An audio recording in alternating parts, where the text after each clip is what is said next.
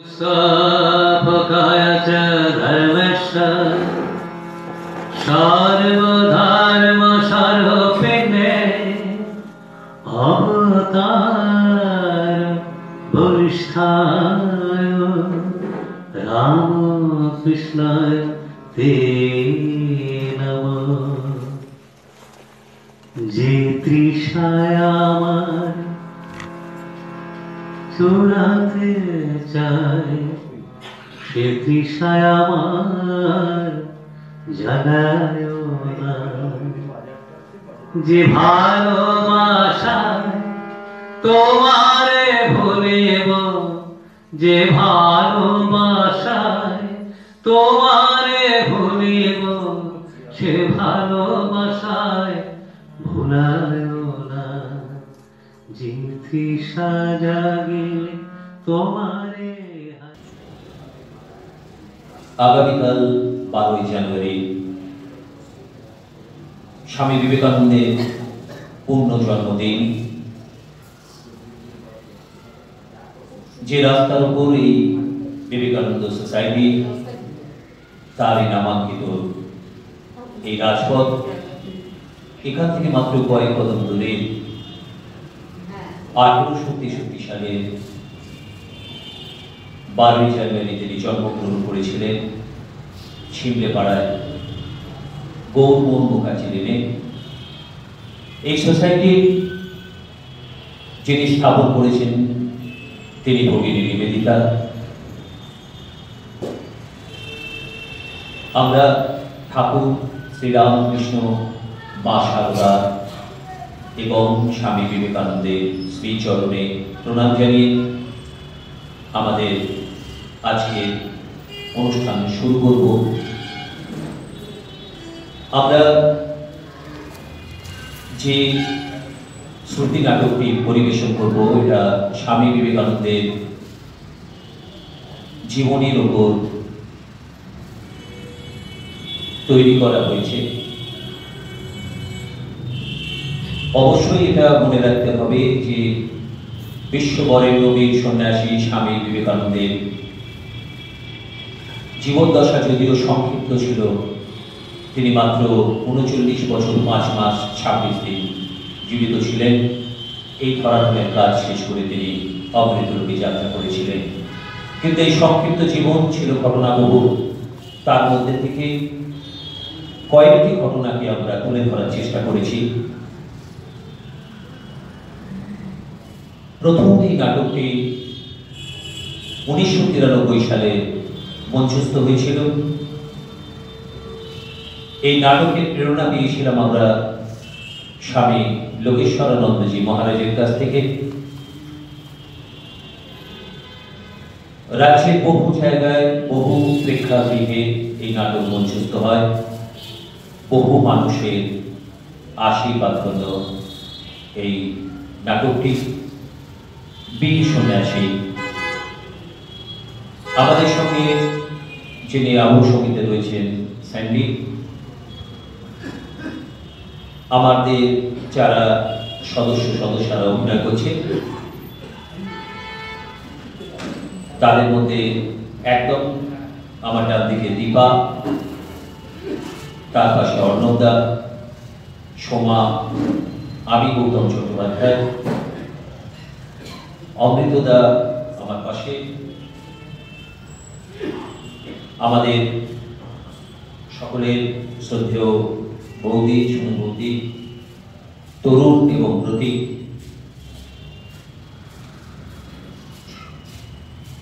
আমাদের নাটকের সময়সীমা 45 মিনিট।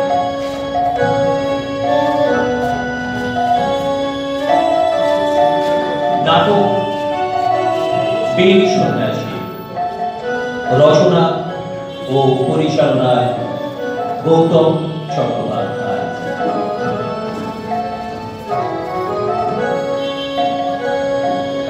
শুরু হচ্ছে আজকের নাটক বীর সন্ন্যাসী।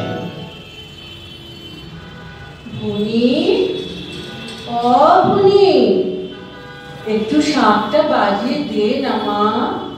দেখছি মা।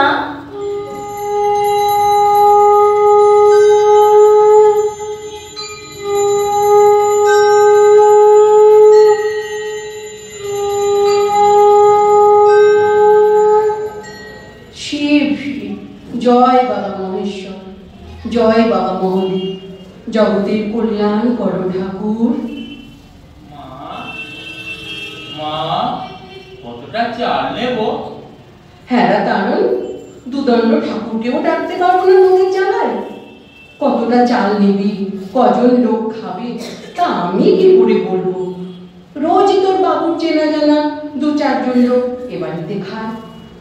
কোনোদিন হিসেব করে বাড়িতে রান্না হয়েছে? ভুনি, বলো মা। তুই যা তো মা, তারণকে 2 চাল বার করে দে। আর শোন, বেলা হয়ে গেল, এখনই বিলে কুস্তির আখড়া থেকে ফিরবে। তুই ওর শপথটা করে রাখ মা। ঠিক আছে মা। ঠাকুর, এই সংসারটা তুমিই দেখো। মা, আয় বাবা, ভুনি তোর জন্য আখের গুড়ে শরবত করে রেখেছে। আমি খেয়েছি মা। ভুনি দিদি বলল তুমি ঠাকুর ঘরে।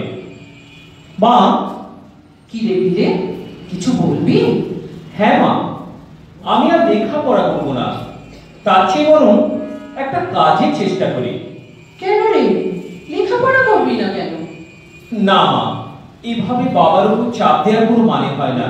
এই এতগুলো মানুষের ভরণ পোষণের সব দায়িত্ব বাবার উপর। আমি এখন বড় হয়েছি, আমার উচিত বাবাকে সাহায্য করা। আর তাছাড়া আমার কোনো কিছুতেই মন টিকছে না, সর্বদা মনটা অশান্ত থাকছে। কলেজের প্রফেসর কিস্তি বলছিলেন দক্ষিণেশ্বরে কে এক সাধক আছে, রামকৃষ্ণ ঠাকুর না কি যেন নাম।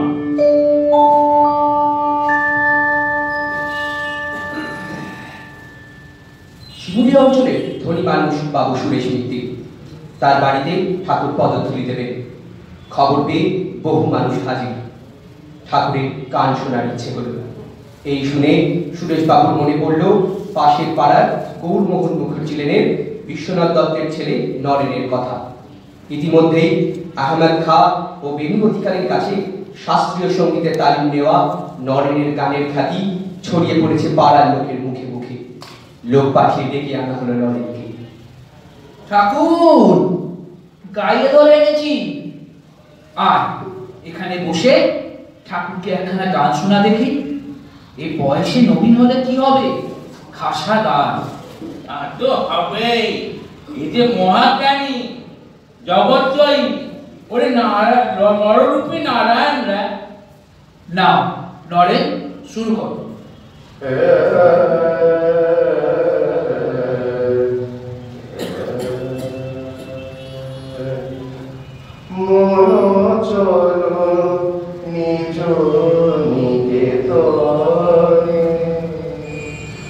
সংসার বিদেশে বিদেশীর বেশে ভ্রম কেন অকারণে মন চল নিজ নিকেতনে। বাবা, খাসা গান। তা হ্যাঁ গা, তোমার নাম কি গা? নরেন্দ্রনাথ দত্ত। তোমায় দেখে কি মনে হয় জানো? মনে হয় কতদিন ধরে তোমাকে চিনি, এর আগেও যেন কোথাও তোমায় দেখেছি। শোনো, তুমি একবার দক্ষিণেশ্বরে এসো না গা। ঠিক আছে, আসবো। এখন আমি আসি। এসো এসো।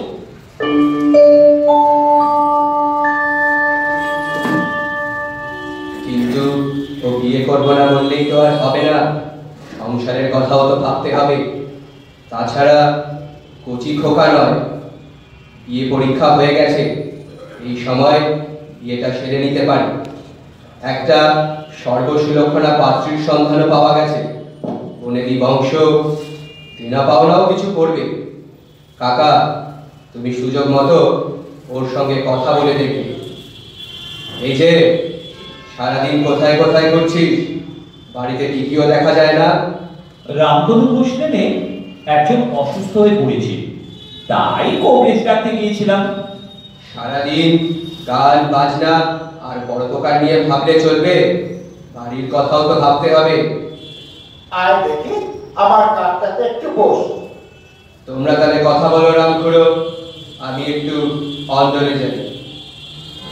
হ্যাঁ নরে, বলি তুই সংসার ধর্ম কিছু করবি না বাউন্ডুলে হয়ে সারা জীবন কাটাবি?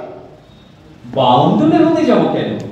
মানুষের উপকার করা, খেলাধুলা করা, গান বাজনা করা, আচ্ছা এর মধ্যে দোষের কি আছে বলুন তো? তোর বাবা একটা ভালো পাত্রী খোঁজ পেয়েছে, দেখতে শুনতেও ভালো, পাওনা কোনাও ভালো করবে। তুই কি বলিস? মাফ করবেন, বিয়ে আমি করবো না, সংসারী হতে আমার মন চায় না। কিন্তু কেন?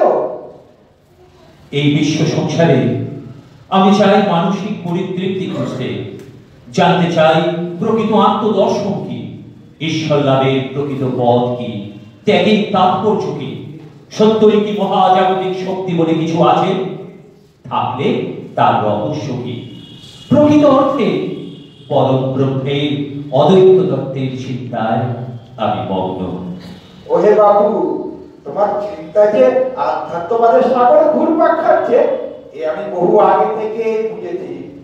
তবে এদেশে দিক না করে দক্ষিণেশ্বর যাওগে, এখানে যোগাবতার রাজনীতির আশীর্বাদ পেলে তুমি জগতের সব প্রশ্নের উত্তর পেয়ে যাবে। হ্যাঁ, দক্ষিণেশ্বরে গিয়ে দেখতে হবে আসলে খাঁটি কিছু আছে না সবটাই বুজরুকি আর ভেলকি। মোট কথা দক্ষিণেশ্বরে একবার যেতে আমাকে হবে, আর উনি নিজেও তো আমাকে যেতে বলেছিলেন।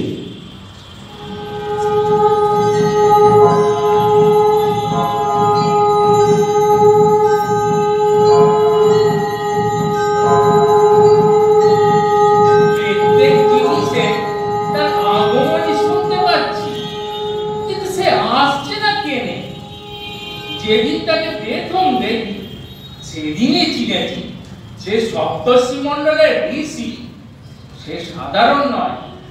তাকে যে আমার বড় দরকার মা, সে যে সুচিত দেশ। মা একবারটি তাকে এনে দে, ওকে না পেলে আমি কেমন করে থাকবো? আমি রাজ্য চাইনে, স্বর্গ চাইনে, মোক্ষ চাইনে, তুমি শুধু ওকে এইখানে নিয়ে আয়।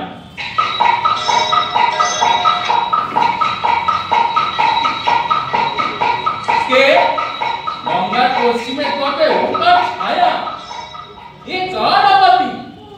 নরেন ঠাকুর আছেন নাকি? ঠাকুর, এই যে ঠাকুর, দেখুন কাকে সঙ্গে করে নিয়ে এসেছি। কদিন ধরেই নরেন আসবে আসবে করছিল, তা আজ গাড়ি করে একেবারে সঙ্গে করেই নিয়ে এলাম। তুই এসেছিস? আমি জানতাম তুই আসবি, তোকে আসতেই হবে। মাকে তো কত করে বললুম, মা নরেনকে একবার পাঠিয়ে দে মা। মাই তো তোকে পাঠিয়ে দিয়েছে।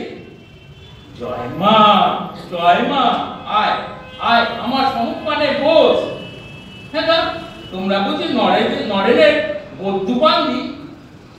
বাহ বাহ, বসো, তোমরা বসো। শোনো, তোমরা যেন কিছু মনে করোনি, তোমরা একটু বসো, জল টল খাও, আমি নরেনকে নিয়ে একটু ওদিক পানে ঘুরে আসি। ঠিক আছে, ঠিক আছে, আমরা বসছি, আপনি আসুন। আয় এদিক পানে আয়। একদিন কোথা ছিলি? তোর কি দয়া মায়া নেই? একদিন পরে আসতে হয়।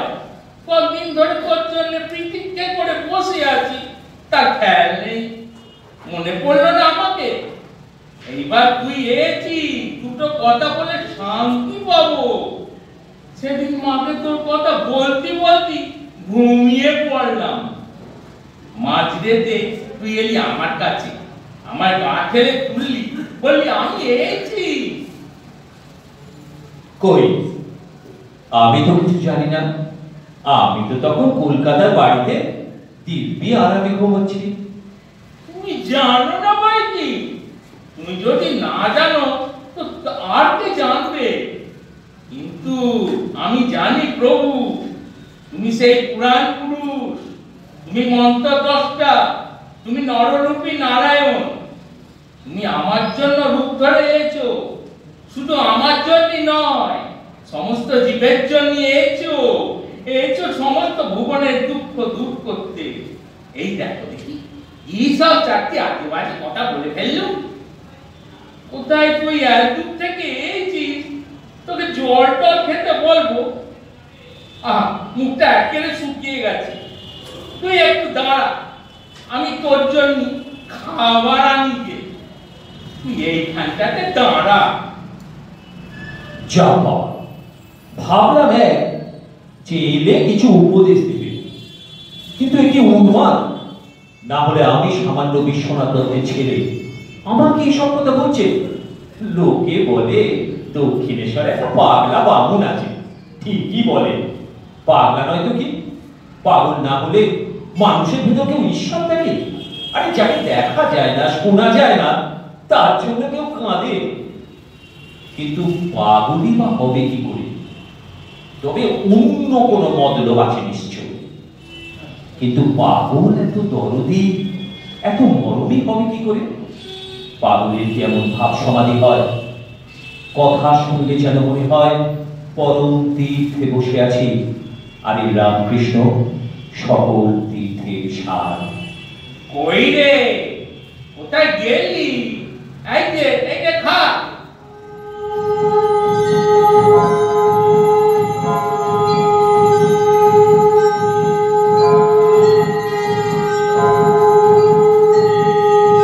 এবার তাহলে আমি চাই, ওরা সব বাইরে অপেক্ষা করছে, অনেক সময় পার হয়ে গেল। আরে যাবি যাবি, এত তাড়া কিসে? এই তো এলি, দুটো কথা বলি। আচ্ছা, যদি কিছু মনে না করেন একটা কথা জিজ্ঞাসা করবো? মনে আবার কি করবে রে? একটা কেনে হাজারটা কথা জিজ্ঞেস করলে কিছু মনে করবি। তুই বল। আচ্ছা, আপনি আমাকে দেখে এত আকুল হয়ে উঠছেন কেন? আর কেনই বা? কিরে থামলি কেনে? বল। ওরে তোর মধ্যে যে আমি তাকে দেখতে পাই, তাই তো তোকে বারবার দেখলেও আশা মেটে না। তা হ্যাঁ, আর আবার কবে আসবি দেখ? দেখি, চেষ্টা করবো। হ্যাঁ, যত তাড়াতাড়ি পারিস আবার আসবি। তোকে যে আমার অনেক কথা বলার আছে, অনেক কথা। এখন আর দেরি করবো না, এবার তাহলে আমি আসি। জয় মা। ও আসবে, আবার আসবে।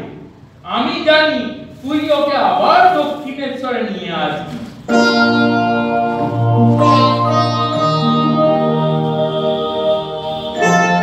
সত্যি মা ভবতারিণী শ্রীরামকৃষ্ণের কথা শুনেছিলেন, এনে দিয়েছিলেন ঠাকুরের নরেনকে ঠাকুরের কাছে, শুধু একদিনের জন্য নয়, চিরদিনের জন্য।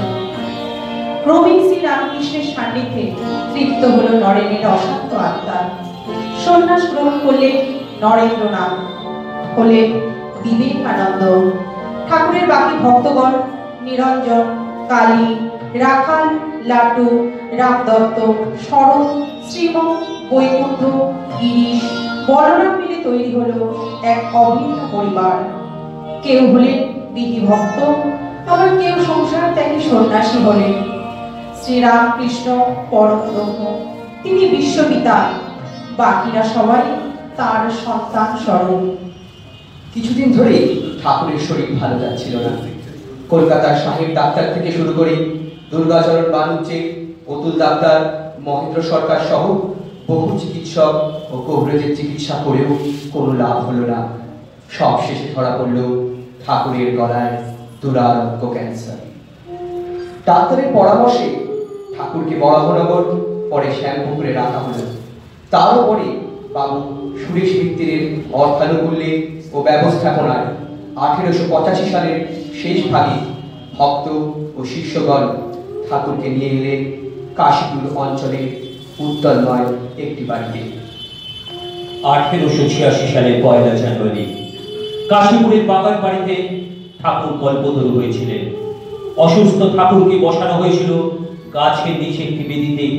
ওখানে বসে ঠাকুর দুহাত বাড়িয়ে দিয়ে ডাক দিয়েছিলেন তার ভক্তদের। সেদিন আর কোনো বাধা ছিল না তাকে ছোঁবার, তার কাছে যাবার। তিনি আশীর্বাদ করেছিলেন সকল ভক্তকে প্রাণ ভরে। যে যে বাসনা নিয়ে সেদিন হাজির হয়েছিলেন কল্পতরুর কাছে, সবার মনস্কামনা তিনি পূর্ণ করেছিলেন। সেদিন শ্রাবণ সংক্রান্তি।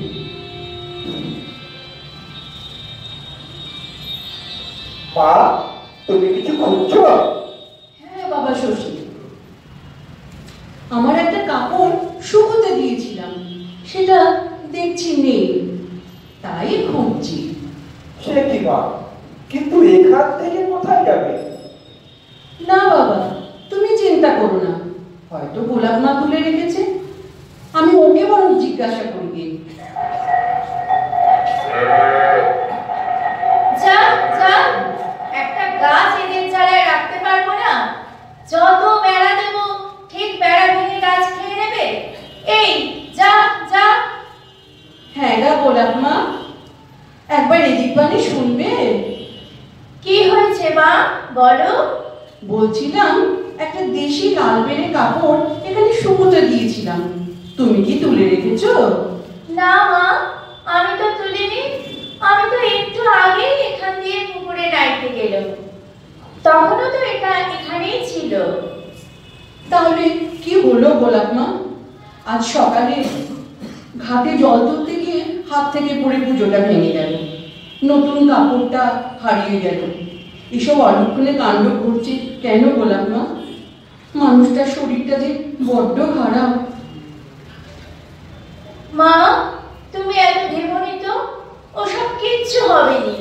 তুমি চলো, ভেতরে চলো। হবেনি? কিছু হবেনি? তাই যেন হয় গোলাপ মা, চলো। অতুল ডাক্তারের উপর ঠাকুরের খুব ভরসা ছিল। সেই অতুল ডাক্তার দেখে বলে গেলেন, আলো দিতে আর বেশি দেরি নেই। খবর পাঠানো হলো দক্ষিণেশ্বরে ও কলকাতায়। সন্ধ্যা থেকে ভক্তগণ আর সন্ন্যাসীরা শয্যা পাশে নিস্তব্ধ বসে রইলেন। শুরু হলো শ্বাসক্লেশ। সন্ধ্যায় খেতে চাইলেও জল ছাড়া আর কিছুই দেওয়া গেল না। রাত তখন 1টা। ঠাকুরের বাহ্য জ্ঞান ফিরে এলো। ঠাকুর খেতে চাইলেন, বললেন বসে খাও। শশী পায়েস খাওয়াতে লাগলেন। আশ্চর্য, স্বাভাবিক, অনায়াসে খেতে লাগলেন। খেয়ে খানিক সুস্থ বোধ করলে নরেন বললে, এবার তাহলে ঘুমন।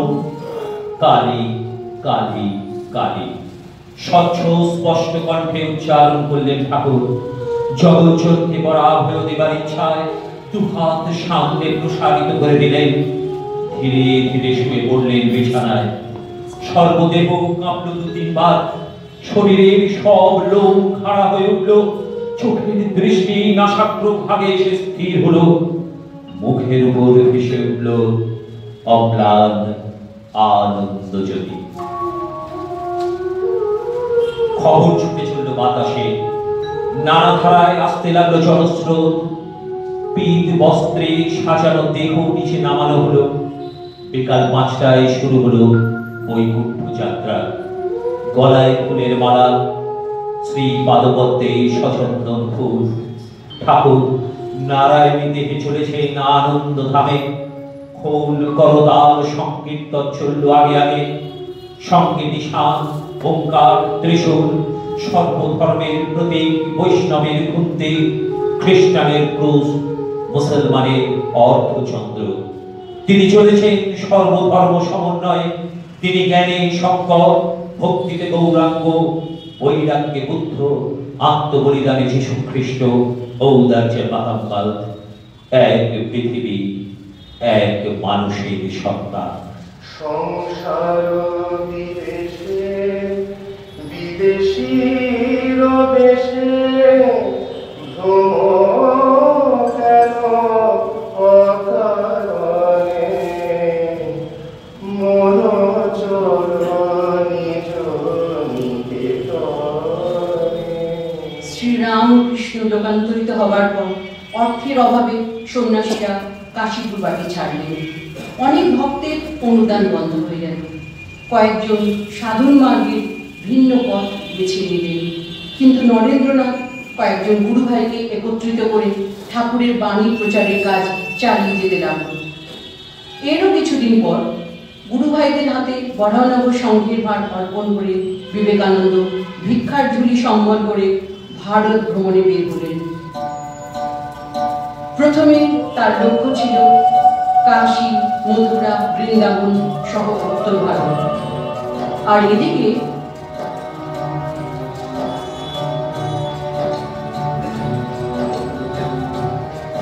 নরেন না থাকলে এই সংঘ প্রতিষ্ঠাই করা যেত না। ঠাকুরের দেহ রক্ষার পর কাশীপুরের বাগান বাড়ি ছেড়ে দিতে হলো পয়সার অভাবে। শেষে অনেক কষ্টে মাসে 11 টাকা ভাড়ায় বরাহনগরের এই বাড়িটা তুমি ঠিক করলে। আর তারপরই আমরা সবাই ঠিক করলাম নরেনকে গুরুর আসনে বসানো হবে। নরেন সে কথা শুনেই আপত্তি জানালো, বলল কেন? আমার থেকে যারা বয়সে বড় ঠাকুরের আগের শিষ্যদের মধ্যে থেকে কেউ দায়িত্ব নেই, আমি সাধনা নিয়েই থাকতে চাই। এছাড়া তোমরা তো সবাই জানো ঠাকুরের নির্দেশে আমাকে ভারতের বিভিন্ন প্রান্তে ঘুরে ঘুরে মানুষের কাছে পৌঁছে দিতে হবে শ্রী রামকৃষ্ণের প্রেম ও তার শিক্ষা। এই কথা শোনার পর কেউ আর কোনো আপত্তি করেনি, কিন্তু তারপরে ঠাকুরের বিভূতি নিয়ে যা কাণ্ড হলো। কাণ্ড বলে কাণ্ড, ঠাকুরের অস্থিপাত্র রাখা হয়েছিল কাশীপুরের বাগান বাড়িতে। আর পয়সার অভাবে যখন আমরা ঠিক করলাম বাড়ি ছেড়ে দেব, ঠিক তখনই বাগদা কলসি নিয়ে ঝঞ্ঝাট। তা সে কলসি তো এখন কলকাতার কাকরগাছিতে রামবাবু জগদ্দার মঠের মাটির নিচে পোতা। তার উপর মন্দির নির্মাণ করে পূজা অর্চনা চলছে। আমরা ঠিক করলাম ওখান থেকে কিছু ভস্য আলাদা কৌটোয় করে বাগবাজারে বলরাম বাবুর বাড়িতে রেখে আসা হবে। নরেন প্রস্তাব দিল ভস্য জিহ্বায় স্পর্শ করে নিজেদের দেহে ঠাকুরের জীবন্ত সমাধি করবার। আমরা তাই করেছিলাম। যে কোনো ব্যাপারে ওর চিন্তা ছিল অত্যন্ত সুগভীর। তার মতো শিক্ষিত লোক হাজারো মেলে, কিন্তু এই জ্ঞানের তীব্রতা অসম্ভব। ওর মধ্যে বিশাল শক্তি আছে, দেখে নিও রাখালদা, ওর দ্বারাই ঠাকুরের বাণী ছড়িয়ে পড়বে সারা বিশ্বে। তোমার মনে পড়ে কালী, কাশীপুরের ঠাকুরের মহা নিষ্ক্রমণের পর আমরা সবাই যখন ভেঙে পড়েছি, নরেন তখন অবিচল ভাবে একের পর এক কাজ করে চলেছে এবং আমাদের সান্ত্বনা দিয়েছে।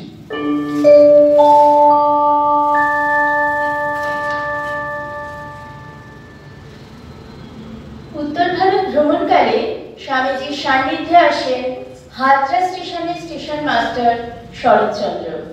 স্বামীজির প্রতি আকৃষ্ট হয়ে তিনি সন্ন্যাসী হওয়ার বাসনার কথা স্বামীজিকে জানান। স্বামীজি তাকে বিরত করার বহু চেষ্টা করেও ব্যর্থ হন। অবশেষে তাকে নিজের শিষ্য হিসাবে গ্রহণ করেন। ইনি স্বামী বিবেকানন্দের প্রথম শিষ্য স্বামী সদানন্দ বা গুপ্ত মহারাজ। উত্তর ভারতের বিভিন্ন স্থান ঘুরে স্বামীজি পৌঁছলেন রাজস্থানের সন্নিকটে আলোয়ার রাজ্যে।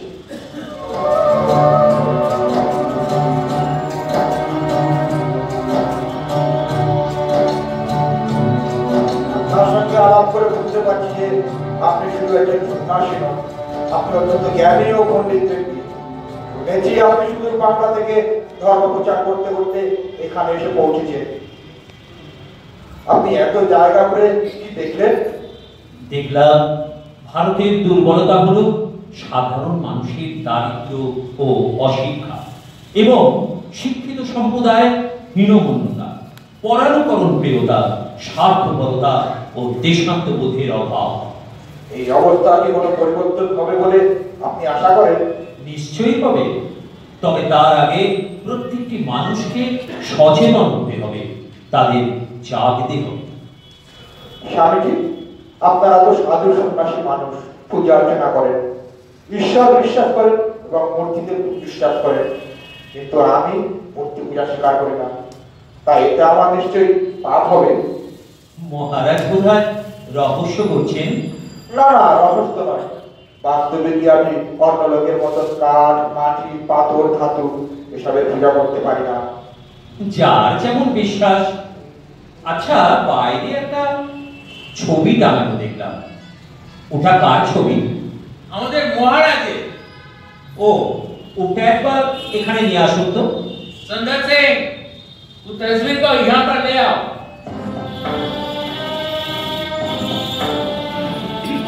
দেওয়ানজি, এই ছবিটার উপর আপনি থুতু ফেলুন তো। আরে কি হলো, থুতু ফেলুন। আচ্ছা, আপনাদের মধ্যে যে কেউ একজন ছবিটার উপর থুতু ফেলুন তো। মহারাজ দেখুন, এতে একখানা ক্যানভাস ও রং আছে। এটার দ্বারা আপনার চিত্র নির্মাণ হয়েছে বলে এই তুচ্ছ জিনিসের এত মান। আর কেউ যদি কাঠের দ্বারা ভগবানের একটি কল্পিত মূর্তি নির্মাণ করে, তার কত মান হওয়া উচিত। সত্যি স্বামীজি, আপনি আমার চোখ খুলে দিয়েছেন। আমি আমার ভুল বুঝতে পেরেছি। আমার সমুদায় ধারণা আপনি পরিবর্তন করে দিয়েছেন। আপনি মহামানব। আমার অজান্ত ভুলের জন্য আপনি আমায় মার্জনা করুন মহর্ষি। এরপর বিবেকানন্দের গন্তব্য ছিল দক্ষিণ ভারত, রাজপুতানা, মুম্বাই ও মহারাষ্ট্র হয়ে 1892 সালে তিনি মহীশূর পৌঁছলেন। তার অগাধ পাণ্ডিত্য বাগ্মিতায় যুক্ত হলেন মহীশূরের রাজা শ্রী চামরাজেন্দ্র ওয়াডিয়ার। রাজাকে স্বামীজি তার আমেরিকা ধর্ম সম্মেলনে যাবার সুপ্ত বাসনা জানান। রাজা বুঝেছিলেন হিন্দু ধর্মের শাশ্বত বাণীকে বিশ্বের দরবারে পৌঁছে দেবার এই সঠিক ব্যক্তি। রাজা স্বামীজিকে সব রকম সাহায্যের প্রতিশ্রুতি দেন, কিন্তু তখনকার মতো স্বামীজি তা গ্রহণ করেননি। মহীশূর হয়ে কোচি, ত্রিবান্ধম ঘুরে মাদুরাই হয়ে তিনি রামেশ্বর দর্শন করেন এবং সেখানে রামনাথের রাজা ভাস্কর সেতুপতির সঙ্গে স্বামীজির পরিচয় ঘটে।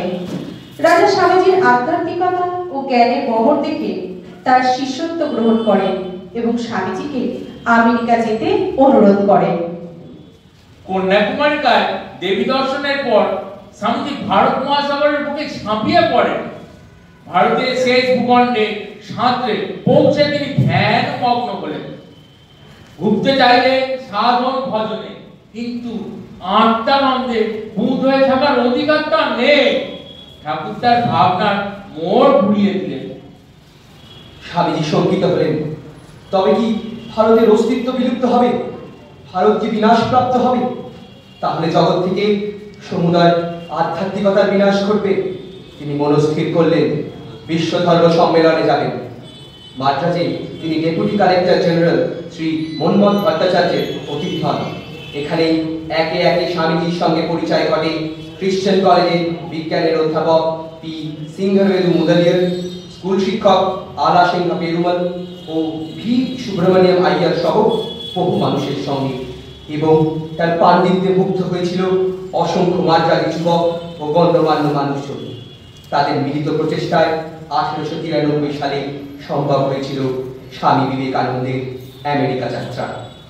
স্বামীজি একদিন তার ভক্ত ও শিষ্যদের বললেন,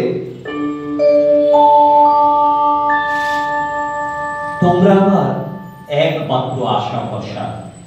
তোমাদের ঠিক সময় না পেলে এই কাজ কখনোই সম্ভব হতো না। সমস্ত জাতির প্রতিনিধি হয়ে তোমরা যে কাজ করছো, তার জন্য সমস্ত দেশ তোমাদের প্রতি কৃতজ্ঞ থাকবে। এ কথা বলবেন না স্বামীজি, এ আমাদের কাজ এবং দেশের মানুষ হিসাবে আমাদের যা কর্তব্য আমরা শুধু তাই করেছি মাত্র। আমাদের সকলের একমাত্র কামনা আপনার সাফল্য। জাহাজের টিকিটের কিছু ব্যবস্থা করা গেল? হ্যাঁ স্বামীজি, জাহাজের টিকিট পাওয়া গেছে। জেপি অ্যান্ড কোম্পানি পেনিনসুলা জাহাজে আপনার আসন সংরক্ষণ করেছি। আগামী মে মাসের 31 তারিখে মুম্বাই বন্দর থেকে জাহাজের শুভযাত্রা হবে। 31শে মে? তার মানে আমাদের হাতে আর মাত্র মাসখানেক সময় আছে। বাকি ব্যবস্থা এর মধ্যেই সেরে দিতে হবে। বাকি ব্যবস্থা নিয়ে আপনি কিচ্ছু চিন্তা করবেন না স্বামীজি। আচ্ছা, একটা কথা জিজ্ঞাসা করবো স্বামীজি? নিশ্চয়ই, কি জানতে চান বলুন। এর আগের বার যখন আপনার যাত্রার ব্যবস্থা করা হচ্ছিল, তখন হঠাৎ মত পরিবর্তন করলেন কেন? সে অনেক কথা। এর আগে বেশ কয়েকবার যাবার সুযোগ হয়, কিন্তু কতগুলো বিশেষ কারণে যাওয়া হয়নি। তারপর একদিন ভাবলাম আমার সম্মেলনে যোগদানের সময় এসেছে। কিন্তু হঠাৎ মনে হলো আমি এখনো তো শ্রী শ্রী ঠাকুরের নির্দেশ পাইনি, তবে কি আমার নিজের ইচ্ছায় কাজ করছি? একদিন রাতে তন্দ্রাচ্ছন্ন অবস্থায় দেখলাম গুরুদেব সমুদ্রের কিনার হইতে জলে নামলেন এবং হেঁটে সমুদ্রের উপর দিয়ে এগিয়ে যেতে লাগলেন এবং আমাকে ইশারা করলেন তাকে অনুসরণ করার জন্য। তন্দ্রা কেটে গেল, বুঝলাম যাওয়ার সময় হয়েছে। কলকাতায় চিঠি লিখে শ্রী মায়ের আদেশ নিয়ে নিলাম। ব্যাস, যাত্রার ব্যবস্থা পাকা হয়ে গেল। অপূর্ব স্বামী, আপনার কাছে এই ঘটনা শুনে আমরা আরো বেশি উৎসাহিত বোধ করছি। চলুন স্বামীজি, মালপত্র আর টিকিটটা একবার দেখে নেবেন। চলুন। হ্যাঁ, চলুন।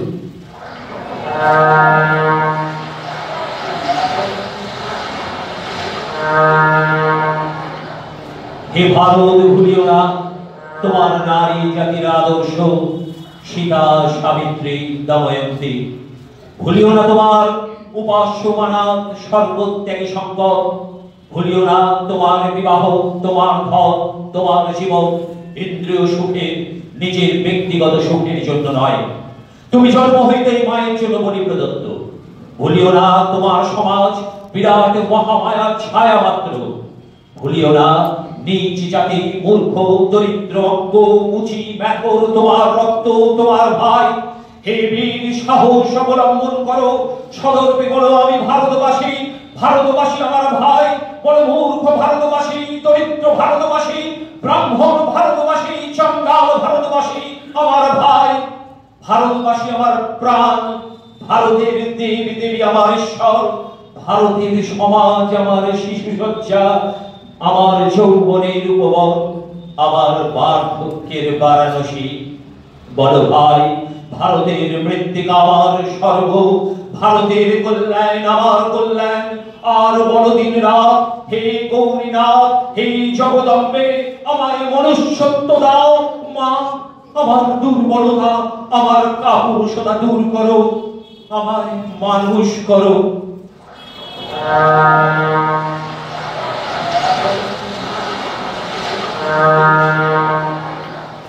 স্বামীজির জাহাজ জুলাই মাসের মধ্যভাগে চিকাগো শহরে গিয়ে পৌঁছল এবং তিনি জানতে পারলেন সেপ্টেম্বরে সম্মেলন শুরু হবে। তবে সংস্থা কর্তৃক নিযুক্ত ব্যক্তি ছাড়া কেউ ওই সভায় অংশগ্রহণ করতে পারবে না। তিনি হতাশ হয়ে পড়লেন, কিন্তু হাল ছাড়লেন না। মনে মনে ঠিক করলেন, এত কষ্ট করে যখন আমেরিকা আসিয়াছি, তখন কিছু না করিয়া আমি ফিরিব না।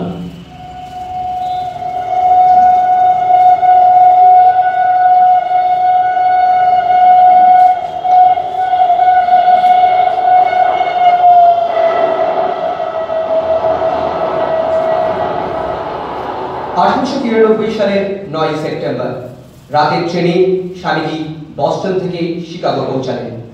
পয়সার অভাবে তার কাছে যথেষ্ট শীতের জামা কাপড় না থাকায় প্রবল শীতে কাতর হয়ে অনেকের দরজায় গিয়ে রাতের আশ্রয় চান, কিন্তু কেউ এই অপরিচিত সন্ন্যাসীকে আশ্রয় দেননি। তিনি কাঠের প্যাকিং বাক্সে অবসন্ন দেহে আশ্রয় নেন। এখানে তার সঙ্গে কিছু জিনিস ও অর্থ খোয়া যায়। এই আশ্রয়স্থলের অপর প্রান্তে মিসেস হেল নামে এক মহিলা তরুণ সন্ন্যাসী এই কাতর অবস্থা দেখে তাকে আশ্রয় দেন। এই মহিয়াসী মহিলার কথা স্বামীজি সারা জীবন স্মরণ করেছেন।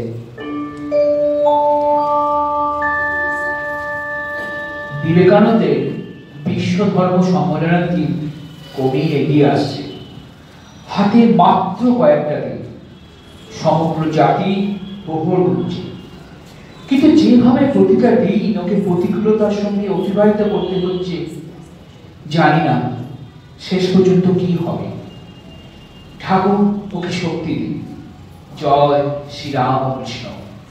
সর্বানন্দ মহারাজ, তুমি ভাবতে পারো যে সাদা চামড়ার লোক নয় বলে তাকে সাহিত্যের হোটেলে পর্যন্ত থাকতে দেওয়া হয়নি। কিন্তু রামকৃষ্ণানন্দ স্বয়ং ঠাকুর যার সহায় আর অসংখ্য মানুষের শুভেচ্ছা যার সঙ্গে, তাকে আটকাবার ক্ষমতার কারণে, তাই তো স্বয়ং মা কালী তাকে শক্তি জুগিয়েছে।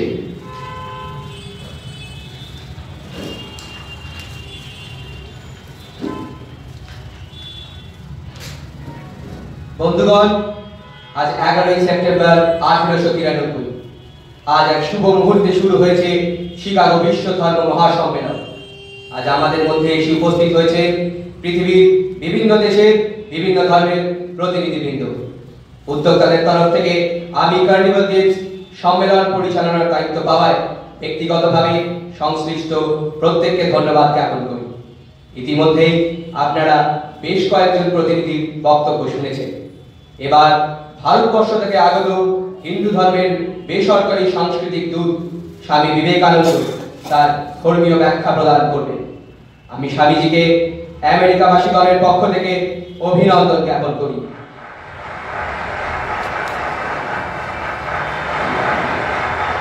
হে আমেরিকাবাসী ভগিনী ও ভ্রাতৃবৃন্দ, আজ আপনারা আমাদিগকে যে আন্তরিক ও সাদর অভ্যর্থনা করিয়াছেন, তাহার প্রত্যানের জন্য আমি দণ্ডায়মান হইয়াছি।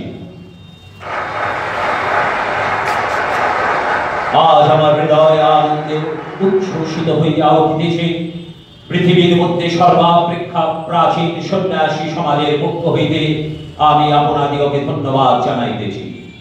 সর্বধর্মের প্রসূতি স্বরূপ যে সনাতন হিন্দু ধর্ম, তাহার প্রতিনিধি হইয়া আমি আজ আপনাদিগকে ধন্যবাদ প্রদান করিতেছি। এক সম্বোধনে আমেরিকাবাসীদের দাঁড়িয়ে দিয়েছিলেন স্বামীজি।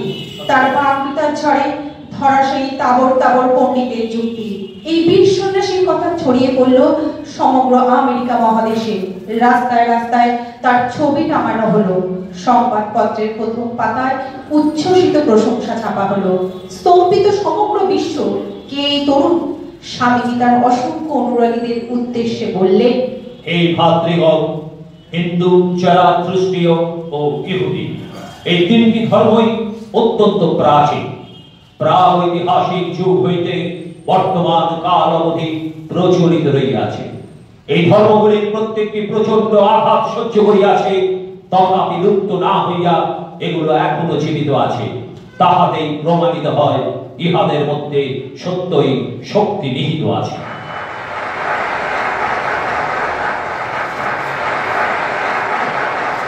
আমেরিকার বিভিন্ন সভা সমিতি ও ধর্মীয় প্রতিষ্ঠান থেকে আহ্বান এলো স্বামীজির কাছে বক্তৃতা দেওয়ার জন্য। তাকে একবার দেখবার জন্য, একবার স্পর্শ করার জন্য আমেরিকায় হুড়োহুড়ি পড়ে গেল। কিন্তু এত কিছু মাঝেও তিনি ভোলেননি তার দেশবাসীকে, তার মাদ্রাজের অনুগামী ও শিষ্যদের, ভোলেননি বরাহনগরের গুরু ভাইদের। পত্রালাপ চলতে লাগলো। তিনি লিখলেন, কল্যাণ পরেশু, তোমাদের কয়েকখানি পত্র পাইলাম। শশী প্রভৃতি যে ধূম মাচাচ্ছে, এতে আমি বড়ই খুশি। ধূম ক্ষেত্র মাচাতে হবে, এরকম চলবে না। কুছ পারোয়া নেই, দুনিয়াময় ধূম ক্ষেত্র মিশে যাবে। আরে দাদা, শ্রেহাংশী বহু বিজ্ঞানে, ওই বিঘ্নের গুঁতোয় বড় লোক তৈরি হয়ে যায়। চারুকে এখন বুঝতে পেরেছি। তাকে আমি ছেলে মানুষ দেখে এসেছিলাম, তাই ভাবতে উঠতে পারিনি। তাকে আমার অনেক আশীর্বাদ দিও। কিচ্ছু চিন্তা করো না, সকল কাজে একজন বাহবা দেবে আর একজন দুশ্মনাই করবে। আপনার কার্য করে যাও, কারোর কথার জবাব দেবার দরকার কি? 1895 খ্রিস্টাব্দে তিনি পৌঁছলেন ইউরোপ মহাদেশে ইংল্যান্ডে। ইতিমধ্যে তার সংবাদপত্রে মানুষের প্রবল উৎসাহ তৈরি হয়েছে। ইংল্যান্ডের পাখিরা তার বেদান্তের ধর্ম ব্যাখ্যা করা জানতে পেরে মুগ্ধ হয়ে তাকে গির্জায় দিয়ে বেদান্তের ব্যাখ্যা দেওয়ার অনুরোধ জানালেন। ইংল্যান্ডে থাকাকালীন তার অজস্র অনুরাগী তৈরি হলো। এদের মধ্যে উল্লেখযোগ্য আইরিশ বিদুষী নারী মার্গারেট নোবেল।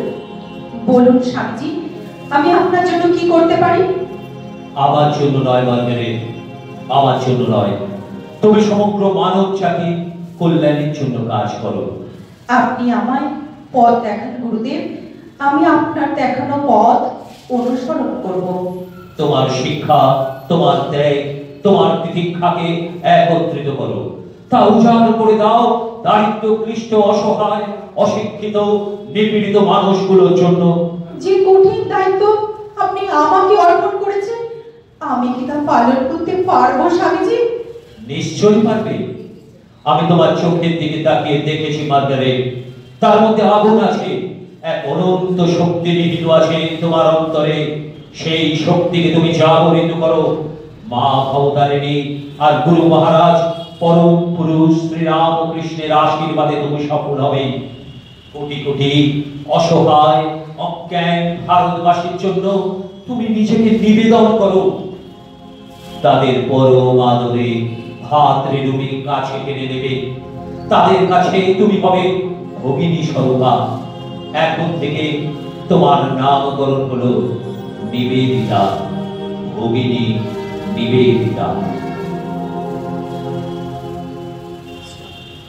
সুদীর্ঘ 3 বছর পর 1897 খ্রিস্টাব্দের 15 জানুয়ারি তিনি এশিয়া মহাদেশে কলম্বোয় পদার্পণ করলেন এবং অবশেষে দীর্ঘ প্রতীক্ষার অবসান ঘটিয়ে 26শে জানুয়ারি মঙ্গলবার অপরাহ্ন 3 ঘটিকায় রামেশ্বরের পানবান শহরে স্বামীজি উপনীত হলেন। ভারত মাতার পদচুম্বন করলেন তার দামাল সন্ন্যাসী ছেলে বিবেকানন্দ।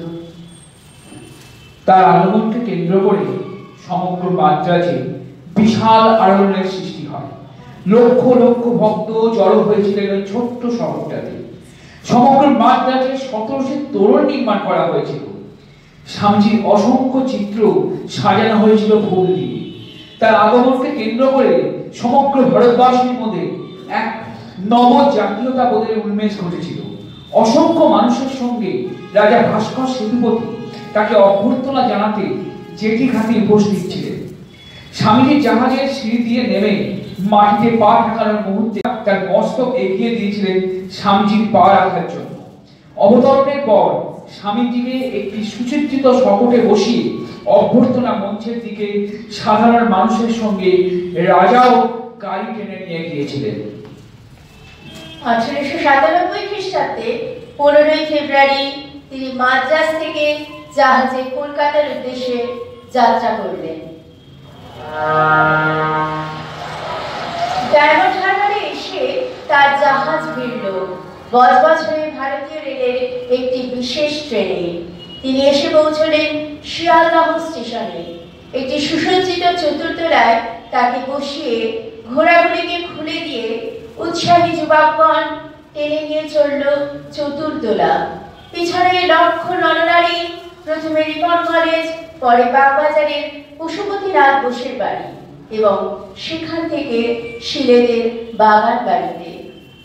1897 সালে 28শে ফেব্রুয়ারি হাতিবাগানের সন্নিকটে শোভাবাজার রাজবাড়িতে রাজা বিনয় কৃষ্ণ দেব বাহাদুরের সভাপতিত্বে কলকাতাবাসীর পক্ষ থেকে তাকে সম্বর্ধনা দেওয়া হয়। লক্ষ্যকণ্ঠে ধ্বনিত হল স্বামীজির জয়। 1897 সালের 1 মে বাগবাজারে বলরাম বসুর বাড়িতে ঠাকুরের সমস্ত গৃহীভক্ত ও বরহনগর মঠের গুরু ভাইদের একত্রিত করলেন স্বামী বিবেকানন্দ। তিনি প্রস্তাব রাখলেন শ্রীরামকৃষ্ণ নামে একটি সংঘ স্থাপন করবার, যা মানব কল্যাণ ও জগতের কল্যাণের প্রতীক হবে। যে মঠে এসে মানুষ শিক্ষা লাভ করবে, জানতে পারবে হিন্দু ধর্মের কথা, জানতে পারবে লোকশিক্ষার যুগ নায়ক শ্রীরামকৃষ্ণের বহুমুখী প্রতিভার কথা। এই মিশনের উদ্দেশ্য ও উপকারিতার কথাও তিনি সকলকে জানালেন এবং একই সঙ্গে পেশ করলেন সংঘের নিয়মাবলী ও কর্মচারী নিয়োগ পদ্ধতি। প্রস্তাব গৃহীত হল, শুরু হয়ে গেল অর্থ সংগ্রহের কাজ। 1898 সালের 3রা ফেব্রুয়ারি গঙ্গার পশ্চিম তীরে বেগুন গ্রামে একটি নৌকা সারাইয়ের কারখানার জমি কেনা হলো 39,000 টাকায়। এই অর্থ দিয়েছিলেন স্বামীজির এক বিদেশি ভক্ত মিস হেনরিটা মুলার। অন্যান্য অর্থ থেকে শুরু হলো কাজ। মঠ নির্মাণে যুবা ইঞ্জিনিয়ার হরিপ্রসন্নের তত্ত্বাবধানে কাজ চলতে লাগলো। পরবর্তীকালে তার নাম হয়েছিল স্বামী বিজ্ঞানানন্দ। তাকে সাহায্য করতে বেনারস থেকে এলেন স্বামী অদ্বৈতানন্দ মহারাজ। আজ 1898 সালের 9 ডিসেম্বর। গঙ্গার পূর্বপারের দিকে এক দৃষ্টি তাকিয়ে কি ভাবছো রাখাল মহারাজ? ভাবছি গঙ্গার পূর্ব প্রান্তে ফিরে আসা সেই বরহনগর মঠের দ্বীপগুলোর কথা। মনে পড়ে বিবেকানন্দ, আমরা রোজ পালা করে দক্ষিণার তুলে নিয়ে বেরোতাম খাবার সংগ্রহ করার জন্য।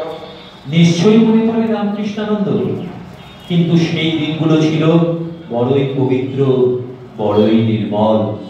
তুমি বিদেশ চলে যাওয়ার পর অনেকে সাহায্য বন্ধ করে দিল। একসময় টানা 2-3 দিন ভিক্ষান্ন জোগাড় হতো না। আমরা জল খেয়ে কাটিয়ে দিতাম, আর খুব খিদে পেলে সবাই একত্র বসে ঠাকুরের গান গাইতাম, সব খিদে ভরে যেতাম। গুরু মহারাজ আমাদের শক্তির পরীক্ষা নিয়েছিলেন, কিন্তু এখন আর দেরি করা যাবে না। চলো ঠাকুরের পূজার আয়োজন সম্পূর্ণ করি। নরেন, এই নাও, ধরো এই পবিত্র আত্মারামের কৌটো। তুমি নিজ স্কন্ধে নিয়ে গিয়ে বেদিমূলে প্রতিষ্ঠা করো। কিন্তু আজ সবার আগে তুমি চলে ব্রহ্মানন্দ, তুমি আমাদের পথ দেখাবে। তুমি যে শ্রীরামকৃষ্ণ মঠ মিশনের প্রথম নির্বাচিত সভাপতি। বেশ, তাই হবে।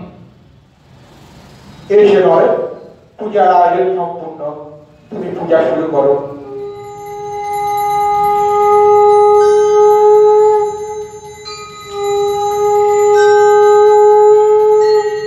জয় গুরু মহারাজ শ্রীরামকৃষ্ণের জয়। জয় গুরু মহারাজ শ্রীরামকৃষ্ণের জয়। জয় গুরু মহারাজ শ্রীরামকৃষ্ণের জয়। জয় গুরু মহারাজ শ্রীরামকৃষ্ণের জয়। জয় গুরু মহারাজ শ্রীরামকৃষ্ণের জয়। জয় গুরু মহারাজ শ্রীরামকৃষ্ণের জয়। প্রভুকায় চ ধর্মস্ব